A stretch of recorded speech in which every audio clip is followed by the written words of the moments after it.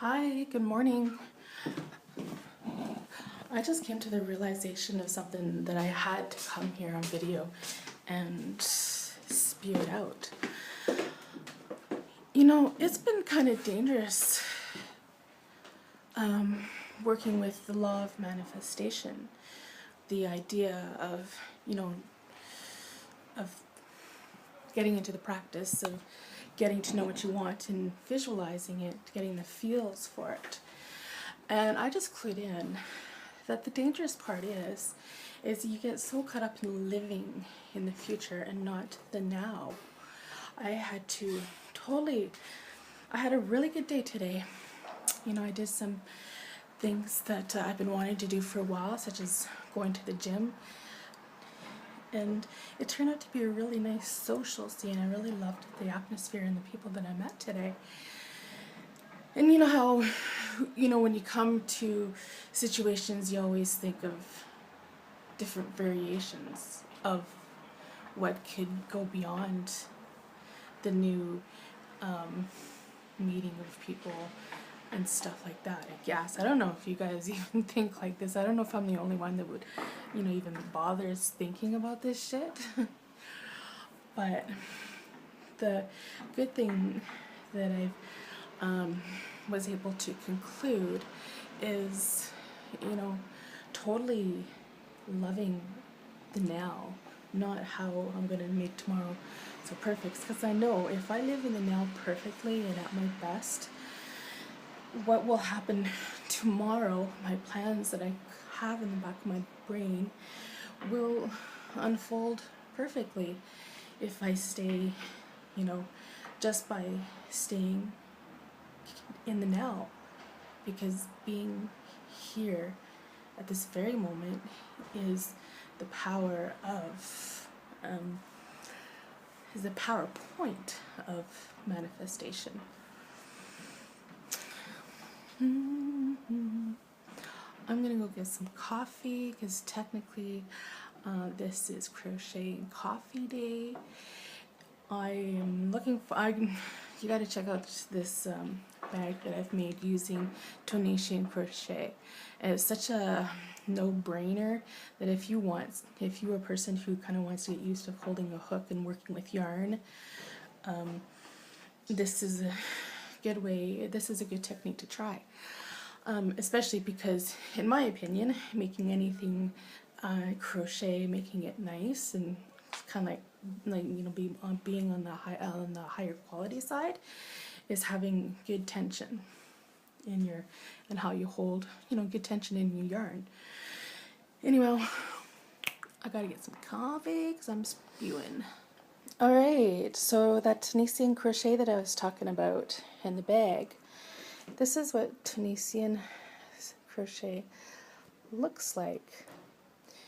You can create a stitch. Here, let me focus. You can see here, there's going in there. You're just basically entering one post of the stitch. In here, this little part is entering into two parts of the crochet. You can see, this is front, back, front, back, front, back of two different stitches. Anyways, that probably sounded complicated or complicating.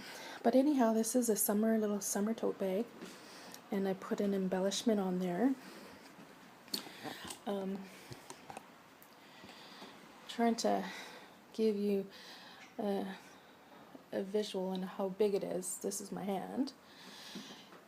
And this is the string that I used to pull through the sides of this bag. Here's the edging.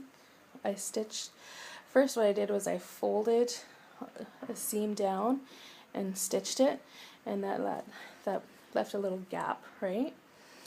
And once I did that, then I seamed the two sides together, which shows here. This bag has been lined. this bag, I totally lined this bag with just a basic meter, not like half a meter, not even, of this satin. And here, this material is actually really easy to find here because they make those little head scarves, you know, from this stuff. And I made a little pocket.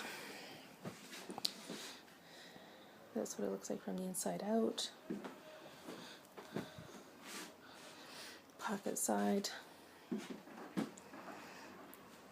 Stitching from my sewing machine. Try to give it some embellishment.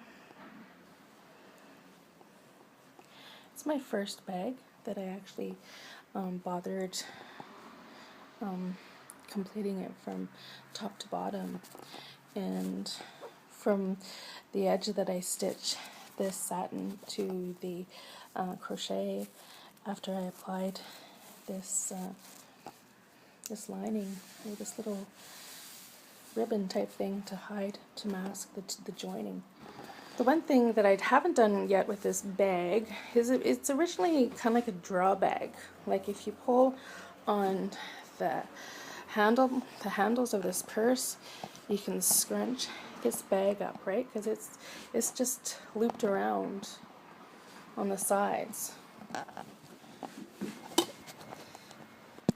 So I'm working on a second bag. This color, definitely, you cannot. This camera does not do the color justice, because this bag is so purple, but in this video it looks blue. But this fabric, it's going to be a really nice purse. I'm not going to do it exactly, but I did use a Tunisian stitch, which is a hook like this. It's a long needle. It looks like it would be a knitting needle, but it's not. It's got a crochet hook on each end. And you're kind of, since it's a solid hook like that, you are limited to the size or the width of the piece that you want to make. But this is good enough for a purse, because as you work, you can keep your work scrunched up. But there are needles where each end is connected through a long plastic wire, so you can get a really super long piece. And this stitch is so easy and so fast, and it's just, this is the kind of stitch you can do while watching TV. It doesn't take a lot of effort or brain effort to hook this needle on. I will try to make a video using it, but right now it's kind of hard because I'm going to attempt it, but I'm really just here to show you my projects on the go for now. It's not a how-to video, it's just a suggestive video and a style technique to use to make something. But there is going to be definitely an embellishment on this bag as well, like this. But the lining is going to be different. It's going to be much tougher. It's not going to be soft and loose like this orange one here. So my coffee is pretty much done, and I guess I have done enough spewing. Thanks for bothering to sit and watch this video. I don't know how much you liked it, so do comment. Just let me know what you think of it. What do you think of this project? If you've ever tried Tunisian crochet. I only know 2 stitches really with this technique. I've got videos through Crafty, you know that Crafty where you can buy tutorials, and I do have one on Tunisian crochet, but I've been not a lazy ass, but I just never got around to doing the whole thing, because it's definitely informative. So if you're someone who's definitely totally serious on learning this stitch that goes beyond my expertise, I totally suggest Crafty and sign up as a member.